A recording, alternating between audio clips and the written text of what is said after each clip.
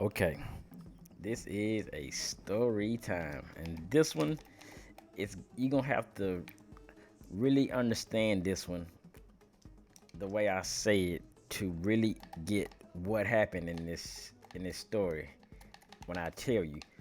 So I'm gonna have to really explain the backstory to this story to let you understand and kind of you decide for yourself what happens at the end.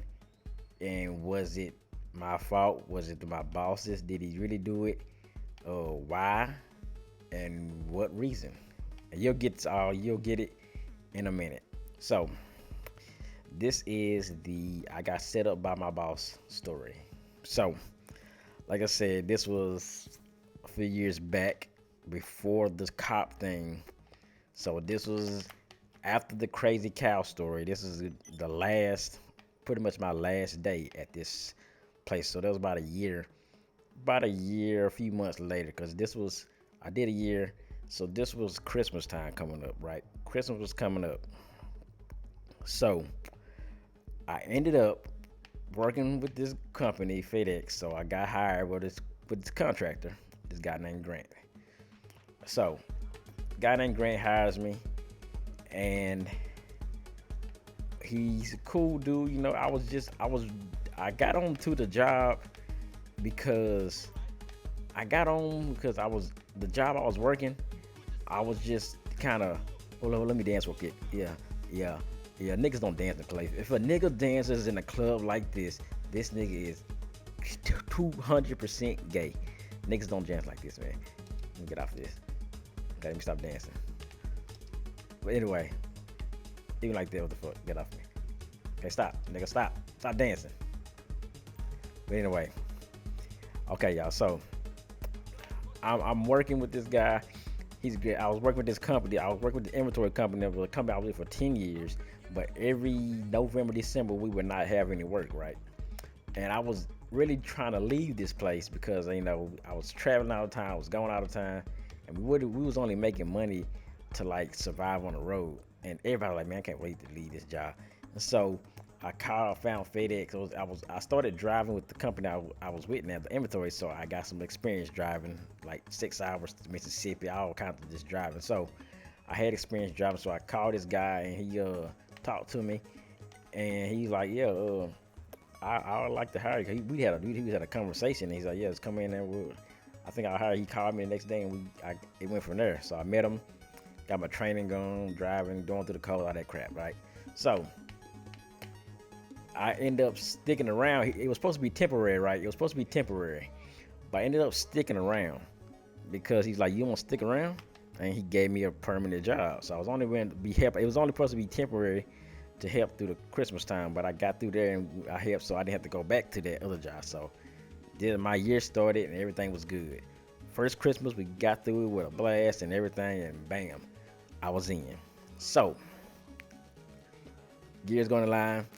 While I was working, I met this guy named the dude I rode with for the first 3 weeks. Like the first week I rode with a guy, his name was Stewart. Let's call this guy right here Stewart. This ugly ass nigga right here is gonna be Stewart. This dude named Stewart, right? Stewart's a black dude like me, right? So me and Stewart got cool. I rode with him. You riding in a FedEx truck and y'all just start talking about stuff and find out y'all like certain things, and this nigga was cool, right? And I found out he knew my cousin, so they played like football together and stuff. So I'm like, okay, this is cool, And then I got my own truck. We was in the same, we did the same town. He did one side of the town. He had the bigger truck. I had like a box truck, like a plumber type truck, but I had another side of town. So we would after I got my own truck, we would still meet up and I would help him do packages. I'm like, hey, I got some packages, man. Cause I'm averaging like 50, 60 stops, right? I'm like 60 stops or something, 50. So I'll get done about 3 o'clock, 4 o'clock, and I come back and meet him and get some stuff and help him, right? He has pickups like 5 o'clock, so he's out there like 5, 6 o'clock. So every day I pick him up like, hey, what you need? I call him, bang, we meet up, and I give him some packages, right? So I go do my stuff, and then I come back. Get to the plant. Sometimes I see him there, sometimes we don't. We go home. It's a good day, right? I turn my thing in right here to the little desk, go home, and that's a day, right? A little scanner. So everything's going good until one day, Grant, our contractor, the guy we work for, a contractor, he ends up calling everybody. So he calls everybody, and he calls me. I'm like, "What's the Grant wrong?" I'm thinking something wrong. So he says, "I was gonna let you know that I ended up buying the route. I mean, I ended up selling the route to a guy named Greg. But don't worry, your job's not in jeopardy or nothing. He's gonna come in, look at everything, and thing. That's one that y'all give y'all a heads up that I'm gonna sell part of my route to this guy, and he's new to the business, and we just show him what to do, show him like, give him the respect, and show him how y'all do whatever y'all do, so you know, and he'll learn and everything." And I'm like, okay, well, okay, cool. So I call up Stuart, like, "You hear that?" "Yeah." I mean, he's like, "Yeah, man." He talking about selling the route to somebody. Like I said, I don't know about this guy, but now Stuart had kind of a skeptical, like, I don't know. I was like, well, he said our job was safe. All right, but now, mind you, now at this time, FedEx was driving. They have this thing where they want you to deliver every package, but sometimes there's things happen, like there's vicious dogs in the yard. I'm not delivering shit for a dog in the yard and he trying to bite me. Some dogs are nice, some dogs are not. Sometimes there's places where you can't find the address and you gotta bring it back because you can't find the address, or they give you the wrong address. People will give you the wrong address and stuff, and it happens all the time. So things like that happen, and I'm like I have a few of them where I would end up like bringing a few back sometimes. Or one time I then had an incident where a guy, this is where I still think he did it. A guy backed up and I left the door open because I was taking a package into a store, and it was windy today, and the wind blew my truck, hit my back door off, and scratched his little scratch tears. He had like an Escalade, just a little scratch, and we had to get information to my contractor and all stuff. And he took a picture. I'm coming out. This dude's taking pictures of the back of my truck. Like, I think he niggas set it up. People would do this stuff, but it's a white guy, and it ended up costing like $200 something to fix it. But anyway, things like that would happen, right? So nothing too major that I did that would happen. And then there was instances where I go to my pickups, and there's a company. There was this company called, it was a airplane. They did like airplane parts. And the only time I had like more kind of problem with that is they would have problems with me picking up stuff at an earlier time than they say. So they would be like, if the pickup's at 12 o'clock, I might come at like 10 o'clock or something and see if they got something. And if they don't got nothing, then they calling my boss saying, "Oh, he's picking up early." Or they be complaining about my music, saying I come down jamming Tupac and shit and all.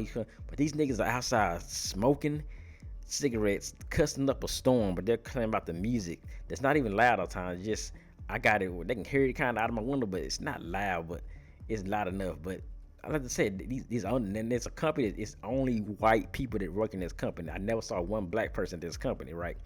So that was something was going on. This is like a backstory to what was going on with me within the company. So before Greg came around, things like that was happening with me.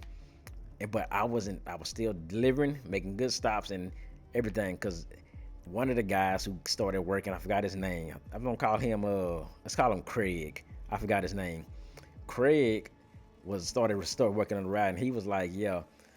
At the end of the time we started talking on the phone, when after the incident happened, he was like, "Yo, I wouldn't see why Grant would throw you under the bus, because hell, he would tell, when I first got there, he told me, yeah, these guys right here make the big money. That's why they make the big bucks. They some of the best workers." Me and Stewie, he's talking about. He's showing us, right? So stuff like that was happening, right? And so when he got to Greg, we finally meet Greg. I see Greg and I see this guy, and he's like, he doesn't really say much. He's kind of like just walking around with Grant and kind of just looking, scooping and scoping the place out, scoping things out, looking from a distance, and kind of every time I see him, I be seeing from a distance. He just kind of give me a look. He wouldn't say much. He just kind of look like this, a look like I don't really like this guy. like the way I'm thinking. So he would give me this look, and he would just kind of look around. Him and Grant would be talking. I don't know what they be talking about. He's showing them stuff. This is what it is. This is this route. This is this route, and we're like, okay, bam, bam, bam, boom. So he finally, about a week, he walked by one day. I'm loading my truck up, and he walks by, and he's like, so you do Palestine, or what he said? So you loading it up, huh? Like, yeah, yeah. He said like 2 words, and he kind of just walked by, So like that would happen, and we never really got words. Now he started riding with Stewart when he first to get the ropes of how to route. When he rode with his, I guess Stewart did the most. Stewart did the most packages, right? Stewart did the most packages, so he rode with Stewart to kind of see how the route went, how his routes would go. So he's riding with Stewart, and I don't know what he's talking about in the truck, but he got a liking to Stewart. As he got a liking to, okay, I forgot to tell you, the route he bought, it was home delivery side and the ground delivery side. It was me, Stewart, Craig, and I think me, Stewart, and Craig, right? Black folk. On the other side, I'm gonna say Mike, James, Mark, and there was one white guy. I'm gonna call him Steven. And that one white guy, Greg made that white guy his boss, his right hand man, his supervisor. This, bam, he the supervisor. This dude, but before that, he wasn't like that. He knew stuff. He was there for the minute, but he wasn't like the supervisor guy. Like Grant didn't grant him no extra power or nothing, but this guy, it was just fishy about it. Like all the people, Greg, me, even Stewart, like this, more people had more skill to be supervisor type over Steve. So, but I didn't think much about it. And at time, he didn't have to drive as much this time, but he made him a supervisor, right? So at that time, we doing the driving is going around, and I have my route going, and I don't have really many incidents going on. I don't have many incidents, but it was like a time where, let me see, with going with Greg, I think I had a chance, like I drove into the yard. I drove into the yard to deliver something, and they complained, said I made their dogs bark. Then they was concerned that their dogs were barking. That's some of the stupid shit you would get complaints on, right? That's something that happened with Greg. So anyway, we get into the good part though, y'all. I gotta give you the backstory of everything. So now, like I said, Greg got the route.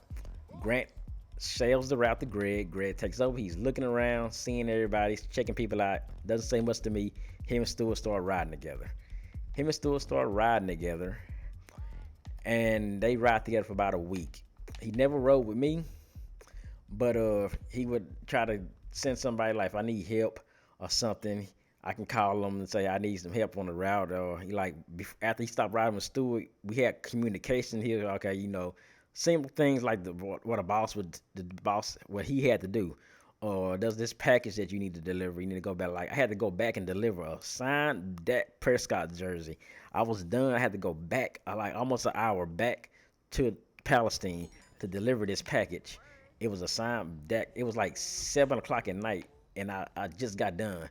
I had to go back and deliver that because they had to have it for like somebody's birthday party. So that's just something happens. But I'm riding with Stewart. I mean, he's riding with Stewart, and they're talking, and they're doing whatever the hell they're doing. And I would see them sometimes throughout in the city, like where I would pass by doing my little routes, and I would see them. But it was like it wasn't like just something where we have a chance to talk. Like I see him at the gas station, and I might get some like. Well, this what happened. Like I saw him at the gas station, right? Him and Greg, and I saw him at that gas. This day happened. This is when things started kind of happening. So I saw him at the gas station, and at that time he seen me, and he was like, Stewart was like, hey, you wanna get some of these packages for me. You know, I got what you got. I was done with my route. Right, I was done with my route, so I went into the store and got some little. I was gonna get some food before I got out and go back home. So I ended up seeing Stewart, and I seen him, his truck, him and Greg. They was working together. Like Terry, him and Greg started getting cool. This dude, Stewart started being his little Uncle Tom. So I said, okay, yeah, you want? I take some packages from me. So I got like 10, 15 stops, and I delivered them all, brung them back, and I ended up taking that, seeing Stewart. So I delivered those. I delivered the packages and everything. Bam, bam, boom, boom, boom, and get my truck. And then at this time, me and Stewart got back at the same time. It was rarely that me and him would get back. Sometime if I got out late, but me and him got back at the same time, right? So we got back at the same time this day, and we walking and talking. And he's like, hey man, you need to watch yourself. He like, hey man, you need to watch. It's a good thing you got those packages for me, cause you need to watch your back, man, cause Greg and Grant been talking about you, like talking about letting you go. Cause Grant, he says he threw Grant under the bus. This how I know. I still don't believe Grant did this, but he's like, he was saying, yeah, Grant was telling Greg, Grant, my first boss, Greg, the new boss, the racist guy. Grant was kind of telling Greg that he might need to get rid of you for something. Like, wow, so I don't know, man, bringing packages back or something. I don't know, but and I was this thing, like, just watch your back. But he's like, when you picked up those packages, talking about being a worker, like a worker, just not good worker, might not saying, oh, I don't want to stay late or something. I don't know. This thing, this not being a worker, right? So he was like, yeah, but when you got those packages for him, he was like, yeah, I'm gonna keep him. He's a good worker. He did that for you. You're like, yeah. I mean, he do this all the time. He always takes packages with me, cause me and Stu, like I told you, it was cool. Like I would help him out after I was done, right? So I was like, oh, okay. So after that, I started looking at Grant side. You know, Grant still on. He still has his side. He just had one. He sold the route, but so he had too many people to concur. So he had this thing say they called Athens. So he was just kind of taking care of Athens now. So but he was still on the same belt line. So when I come in, I would still see Grant having the rest of the people he still had. And I would look at Grant kind of sour, like, nigga, you throw me on the bus and shit, like, forget me. He would come over and talk to me, hey, blah, this nice, like, everything, you know. But I'm thinking, but Stu was like, don't say nothing, though. Don't say nothing about it. Just keep doing what you do. Don't say nothing. But it's still weird. And I'm like, what the, say, so you don't want me to say nothing about it. I mean, if I want to, me and him, if that's the case, I'm trying to keep my job. I need to talk to this dude about, like, okay, what's going on? So with that happened, we get through that. A few months go by. November comes around. Peak season starts. Peak season starts around, and this is when you have to get. This is when we get more packages than normal, as y'all know, Christmas and all that shit. So instead of, I had that truck, and then Greg started. He rented he got some new trucks.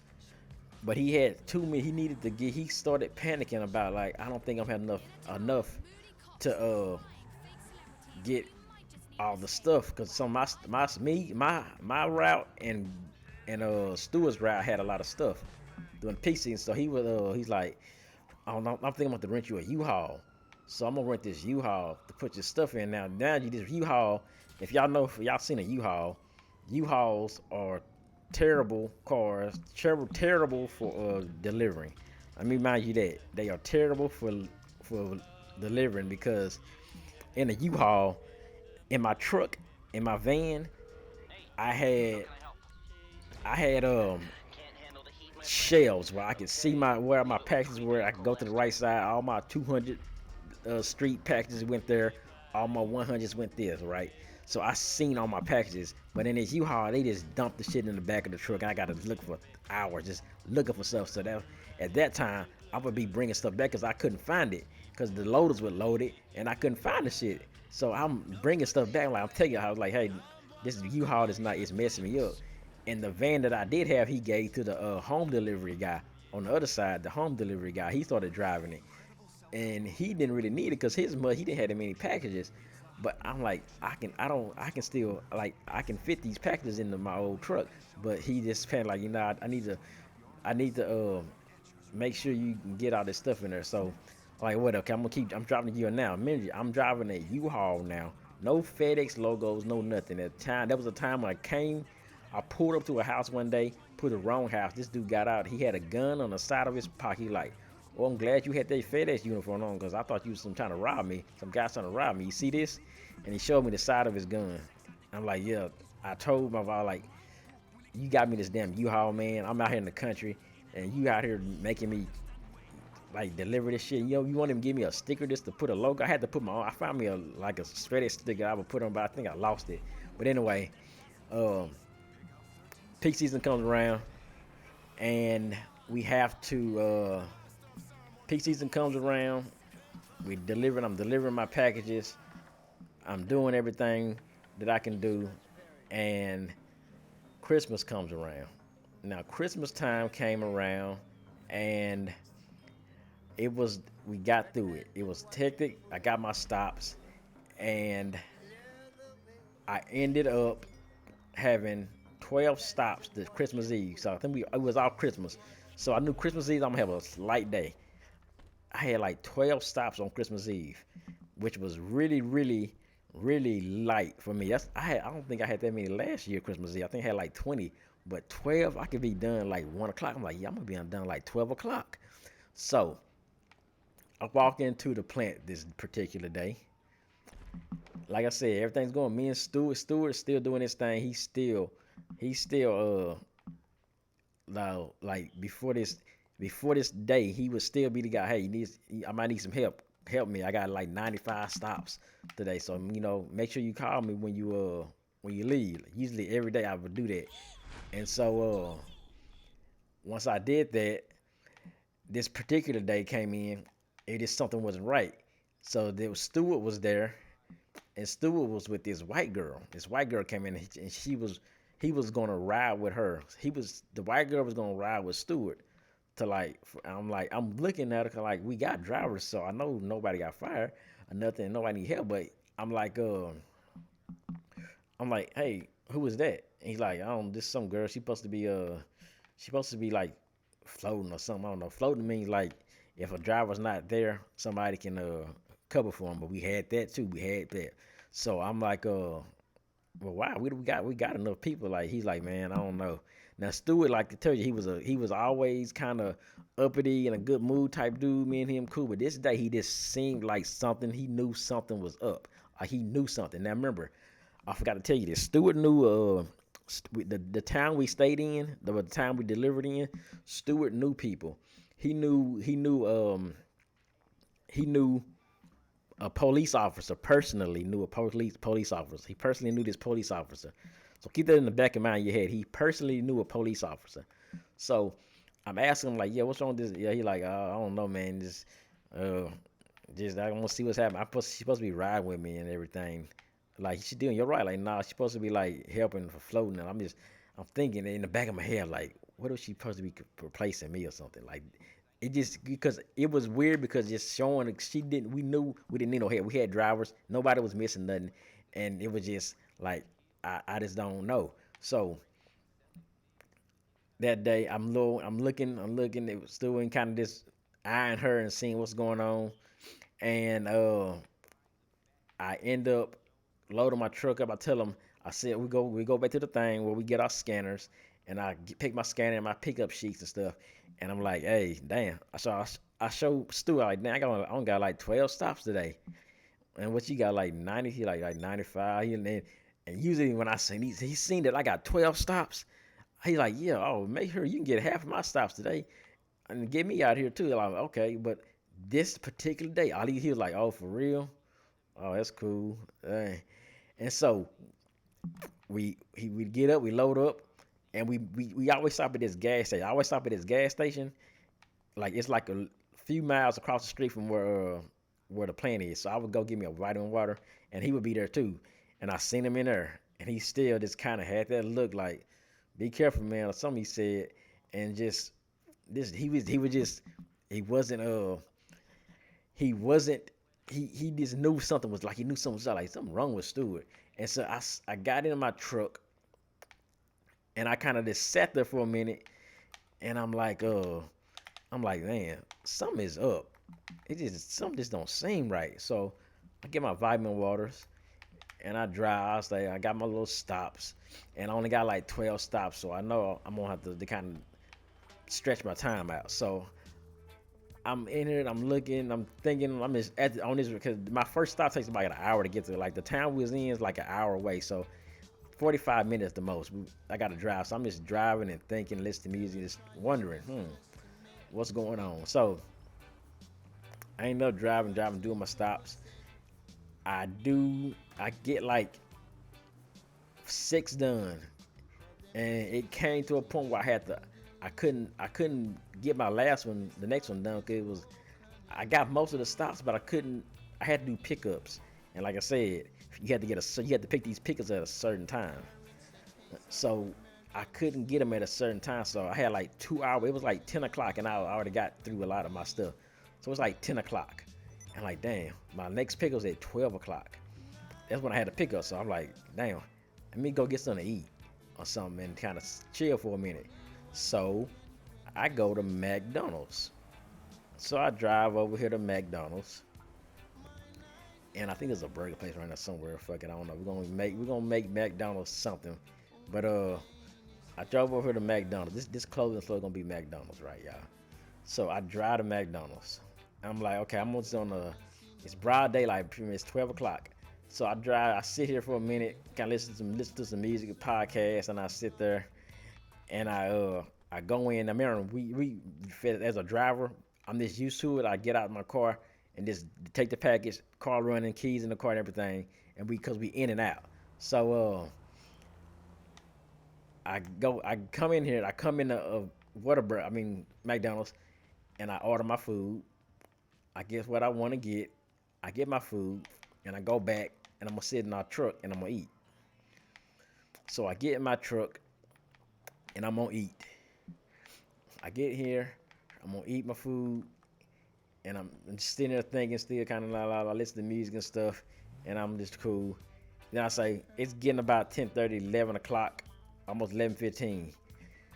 So I was like, let me go ahead and drive over to this because I might can waste a few time and let me drive back to my pickup now. I think I should have time to get it. So I said, let me go to the bathroom right quick. I take my phone this time and I go back into McDonald's and I go to the restroom. I'm in there for like 3 minutes, literally like 3 minutes. I get in the restroom, I come out, and I'm walking and I'm like, where my truck at? Mind, I'm still in a U-Haul, not a FedEx truck, just a U-Haul with about 4 packages in there. So I'm looking like, might just play like the truck's not there. I'm like, wait a minute. I know I'm not tripping, but I know I parked right here. And I'm walking down, and I'm like, oh shoot, my truck is gone. So the first thing I do is I pick up the phone and I call Stewart. I'm like, hey, nigga, you seen a truck right here? I mean, I just say, hey, someone stole my truck. And I'm like, he like, for real? He like, damn, we need to call Greg then, man. Call Greg. And then so I call Greg. And I'm like, hey Greg, I think I have a problem and somebody stole my truck. And when I answered the phone, he's like, oh, he's like, this how it seemed weird. He was like, oh, for real? Okay. No, he's like, well, call the police. I'll be on my way. Like he was waiting. He had that sound like he was waiting for me to call. Like he was waiting for me to make this call. So I called the police. And I go back in I go inside McDonald's, and I'm calling the police. I say, hey, there's a U-Haul. It got stolen. I was a FedEx driver. La la la. And this is what it looked like. It just got stolen. I don't know. It's like, okay, we're gonna look for this. I got a cop on their way. Lace, a cop on their way. I'm sitting there for it's 11. It's going on 12:30, almost 1 o'clock now. It's going on almost 1 o'clock now. I sit there. I see a cop. He circles around, drives around the parking lot, circles around the McDonald's, and then drives off. Now remember when I called, I called back and I was like, I thought I had a I called y'all and y'all didn't come and give me no police report. Y'all just drove around the parking lot and y'all said nothing. Y'all didn't do nothing. Nobody called me. Nobody said nothing to me or nothing. And like, oh well, he drove around the parking lot. He didn't see anything. I'm like, nigga, you don't see anything. Yeah, of course you don't see anything because it ain't there. Now, imagine when I called the cop, this kind of had me because he's like, I called somebody. He's like, hold on, let me get you to this guy. And this guy kind of, I told him what's going on. He kind of had I heard him. I swear to God, I'm gonna swear, but I know I heard he kind of smirked like, oh, he really, you got, oh, a U-Haul, like it was like he was smiling, kind of like he knew something. So I'm like, okay, and I told him that. I'm like, okay, now y'all piss me off. So I'm sitting there still waiting. Me and Greg's calling me like, okay, did you call the cops? Okay, well, we need to find that truck. I'm on the way to Palestine to pick you up from McDonald's stuff, but we gotta find that truck. La la la. He called, and I'm sitting there waiting, and the cops never come back to McDonald's. So Greg finally comes. Greg finally picks me up in his car, and we go because they say that he goes, we're going to find a scanner. He like, they found the scanner. We're finna go see if we can get this scanner and find out where to locate the truck at, right? So we drive about a few miles down the road, and now Greg's on the phone with people. He's on the phone. He's talking. I think he's talking to Grant at one time. I can hear him like, yeah. He's saying things like, yeah, I know, yeah. This gotta do this. He's just saying things that and at the whole time I'm googling stuff about like FedEx drivers getting robbed and what happens to them. They job like, and most of them happen like, oh, they got job, but they didn't get fired or nothing, or they filed a lawsuit. So I'm like, it's just, it was typical. Like it seemed like I think when California it happened, like it was something that wasn't too. It happens. I wasn't the first one, right? So I'm just googling stuff, and while I was at McDonald's, I saw Stewart and the white girl. He kind of rolled by and looked to kind of seen if he could see me in the parking lot. Stewart rolled by. He wasn't gonna come pick me up. I'm thinking he's gonna come get me, but he rolled by with the white girl. I seen him when I was inside McDonald's. So me and Stewart, I don't talk to him after that for a minute. So Greg, we go to the place, and then all of a sudden we get to the spot where there's like 15, it's like 10 cops. It's like, let me see, it's about 8 state troopers out in this little field, and they're walking around looking for this scanner. And we get out, he says something, and they're looking, and he's like, does this cop, we walk through this cop, he has kind of like a smile on his face, and I'm looking, we talking, he's like, oh yeah, we found this guy, he said he found the scanner. This guy found the scanner, and he's about a few miles away. So remember, this state trooper told me and Greg this, so we get back in the truck, because he had a truck, get back in the truck, and we go try to locate this guy. This guy, he said, this guy has a scanner, so we're finna go get this scanner from this guy. Remember, we leave the location where the cops were. There's about 8 of them there. They was all outside looking and doing all things. So we do that, and Greg's on the phone. Then all of a sudden, Greg gets a call. He gets a call on his phone, and he turns back around. And as he turns back around, I hope this nigga don't mess me up. I know this nigga. These fucking idiots. That's why I don't stay online. But he gets back on the line. Let me get out of here before this dude messes my story up. But he turns back around, and we go back to the scene of the crime. So we go back to the scene of the crime, and he gets back out. I get back out, and the cop has the scanner now. We get back out, and the cop that we just walked and seen goes in his car and pulls out the scanner that we just left to go look for, and now he has the scanner. So how in the hell did he have the scanner when we walked up to you the first time and you didn't have it? You had it the whole time. So at this point, I'm like, okay, something's really going on. Because just why would you waste our time to do that? So we get the scanner. And we drive to this gas station. We stop, and then we drive. He calls Stewart. He called Stu and he asked me like, all right, so how many stops you got left? How many pickups you got? Like 4. So he called Stu and like, can you do these pickups for him? I'm thinking I'm gonna do them. I think we finna go do them ourselves. But so he's like, yeah, just do those and blah blah blah blah. So at this point, I'm in my mind thinking, okay, this scanner thing was weird because he says the cop had the scanner the whole time. We leave to go look for the guy who said he had it, and all of a sudden we go back, and the guy who actually had it was the guy we looked at the whole time. So at this point now we're driving. Looks like we're driving back to the plant.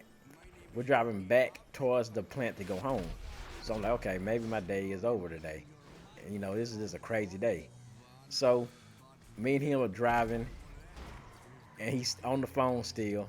He's still on the phone, talking to people on the phone, and these niggas I hate these niggas with these damn motorcycles, man. These niggas, these flying motorcycles, they just have to fly around and kill because they know I hate that shit. But he's on the phone the whole time. That's me and him drive. We don't have no once he picked me up, we didn't have no words. We didn't have no conversation as much. He asked me things like, "Hey, did you have me? How many starts you have?" Okay, like, and he's on the phone just talking to people. What he's gonna do? Like, we gotta. And he said something like, "Well, I gotta find a truck. What if the nigga? What if somebody? He might get drunk and kill." He said he was like, "Well, maybe we'll find a hell. Maybe they'll find the scanner, and maybe they'll find the truck, and the guy will be drunk and kill somebody." That's what he said. He like maybe they'll be drunk and he'll kill somebody, and they'll find it. So I'm thinking, okay, I'm just sitting in the truck, just listening. Just looking at my phone, kind of just seeing, listening, kind of hearing what he's saying on the phone, and he's still on the phone talking to people, and I don't know who he's talking to, but I know he's talking to somebody. So I'm kind of worried, like I'm thinking something is up because I know that the way you talking on this phone, it's like you were talking to somebody. And it's like I don't know if you're I know you're talking to somebody, but I just don't know if you really are letting me know like what you really talking about. And kind of like he's on the phone and he's saying things like, yeah, I know what I gotta do. Yeah, la la la. And like he would get off the phone for a few minutes and then all of a sudden he get back on the phone with somebody. Okay, yeah, that's right. Da la la. Say some things, and then he would get back on the phone again, get off the phone, and this is back. This rinse and repeat, same thing over and over. So once again, I'm sitting in this truck with him, not really saying much, and all of a sudden he gets to this one particular time. He gets out of the car, stops at another gas station, gets out of the car to get on the phone. He walks further away and he gets on the phone. He gets on the phone this time, and he's off the phone this time. He has the person he has to talk to on this phone. He couldn't talk to him in the car with me because he had to talk to him off the outside where I couldn't hear him. So he's talking, and then all of a sudden he says he gets back in the car, and back again, no words, no nothing. He's thinking, and I'm thinking, now mind you, this time the home delivery. Remember I said the white guy, he like the white guy who he made his supervisor. Well, the white guy supervisor, they was off this on a Tuesday. It was a Tuesday. Home delivery, they didn't deliver on Tuesday, so it's stuck in the back of my head. If somebody had time to steal a truck or do things, he had all the time because he was off.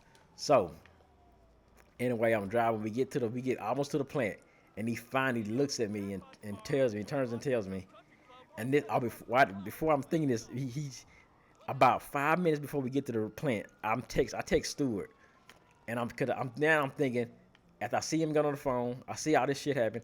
I'm like, man, I think I was set up, and I text Stewart, I was like, man, I think I was set up, and he texts me back and says, man, you need to tell Greg that you know.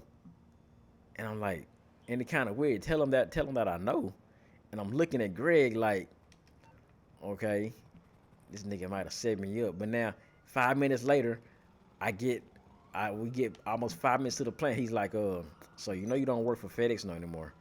And he's like, yeah, you know, but you know, tell me, I'll give you a good reference if you want to find something else and everything. You good dude. It just what you're a good worker. It just didn't work out, just like that. And like, okay, whatever. I get home and that's when I feel like I was set up. Me and Stu had a conversation on the phone, but I think that was it after that. Cause then I ended up texting Stewart again from another number, and this time I text him, and I was like, I had this text number, so I could text from a number that nobody knew. So I text him from this other number, and I'm like, what do you know about what happened on Christmas Day? And he texts me back like, who is this? And I'm like, Robert. Now usually he'll text me back and say something, but this time he never wrote back.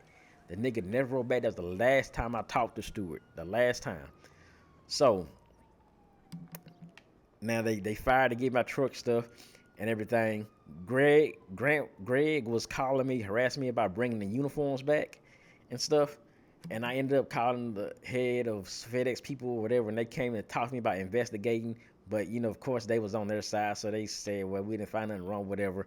But Greg would call me. I called the cops talking about, "Hey, this dude keeps harassing me about they gonna prosecute me for not bringing the uniforms back." So what I did was I put the things on the back. I put the clothes in a bag and I wrote a note. Don't call me no more unless, or I'm going to call the authorities about how you set me up and robbed me or something like that.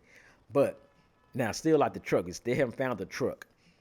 That night, that same night, about 10 o'clock at night, he calls me and says, "Yeah, we found the truck. It was some drunk guy, some guy drunk or something, who some drunk dude or whatever, some guy high, got it, stuck it out the Walmart parking lot and drove it and left it in the woods, right? But I have all your stuff. Like I had electronic thing in my car. I had a lot of stuff. He had all my stuff. He stole. Okay, it was 4 packages in there, but all my stuff. I had coats, chargers, this a bunch of stuff that somebody stole. Somebody who's high and will probably take, right?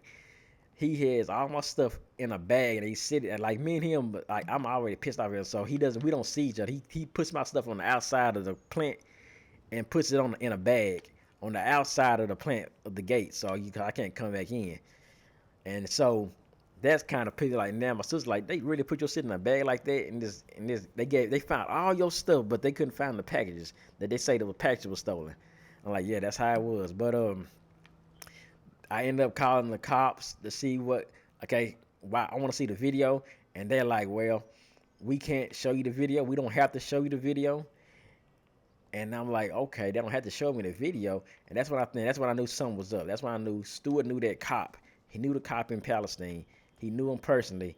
And if anybody needed something to set up, he could do it. And you remember, him and Stewart was riding for about a week and a half. They would ride together. He was their right-hand man. And so I ended up getting a call one day from one of the guys, Craig. Remember Craig, the other guy who worked for the other black guy?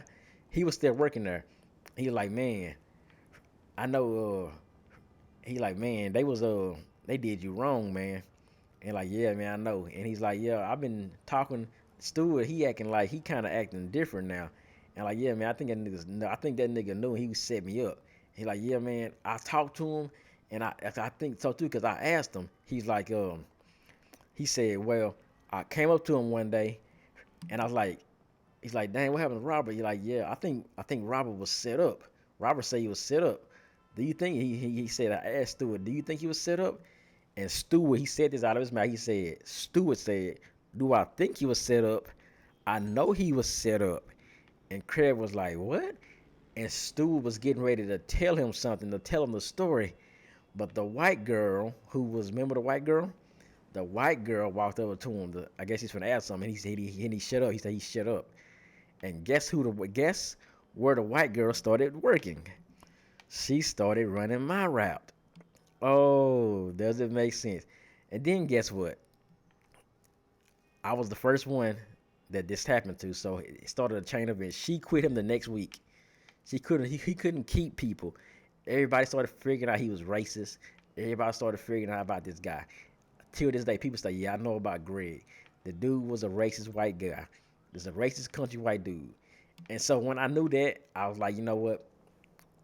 I got the proof. I didn't have some physical proof, but I had the proof that I knew Stewart knew about it, and Craig knew that Stewart knew because he was finna tell Craig. He was finna tell Craig the whole story, but the white girl came over, and she ended up leaving Greg because she couldn't, she needed to take off a day and she couldn't, so she just quit. And then he's like, yeah, man, Greg he came on my ride one day. He started crying and stuff because he didn't know how he's gonna get these routes finished, and I was just laughing at him because like I'm at this after the fact I got fired. He like, yeah, man, I'm still thinking like, how you done did Robert like this, and you crying like, he was like, I was laughing actually, but I was like, damn it, you gonna be all right, man, blah blah blah. So me and Craig were talking for a few weeks, and he would just tell me what's going on, and I never ended up getting the job back there because I was like, you know what, I don't want to work for somebody like that, especially not for a contractor, somebody who can just do what they want to me. So I ended up going back to the inventory place was and ended up getting better because I got better position and stuff. But that was what really happened with the FedEx boss. He it was a setup for sure. Like I said, I don't got he never came out and said it in his place, but during the we had this phone call conference thing for to get my unemployment. I was trying to get my unemployment from him, and he was fighting to not give it to me. And I wrote a whole statement about how racist he was, and how he set me up and all this stuff. And the guy on the phone was like, he got Greg seen the statement, and the guy on the phone was like, "Do you agree with this statement Robert said?" And first I was talking about I was like, I mean, this is the first time me and talked in a few months. First time I heard his voice, and I was like, he's like, "Do you agree with this?" And like, yeah, he set me up, and he's like, "Well, that has nothing to do with this, That's me setting him up. Him setting me up don't got nothing to do with this. This you trying to get money out of me for unemployment." Then he read the statement about how I said he was racist and all this stuff. Whole good statement I wrote. He read it, and then he asked Greg, "Do you disagree with anything on this paper? Do you disagree with anything on this statement?" They're like, "No." He agreed with it. I clearly put he was a racist white guy that didn't like black folk, and he did not deny it. And so that's what happened, man. That's what happened, and it's it's crazy that shit like that happens because you work for somebody. I'm working for you, putting my life on the line when a dude pulled a gun out of me. But you just had a reason to find a reason to fire somebody because you can't just say, okay, he was doing better. He was delivering past. He wasn't messing nothing up. He was just working. He might not have talked all the time to everybody, but he was working, and he ended up wanting to get pretty much trying to get rid of all the black people. Besides, I guess Stewart ended up leaving anyway, but he was his Uncle Tom. But I think most of the black folks didn't like working for him, and I guess I don't know who he's working for him now. I don't know if he's still there. I heard that he is or he was, but yeah, man, that was the story. It was a whole. It's a long story, but you have to know the context of everything, and that's what happened. And if you like this, man, drop a like, and we'll go to the next story time, which is my friend who was my contractor and my boss, and how they set me up. Well, they didn't set me up, but how they screwed me over and left me in the sun for about 5 hours. If you got this far, if you got this far, and you want to hear that story, just type breakdown, breakdown.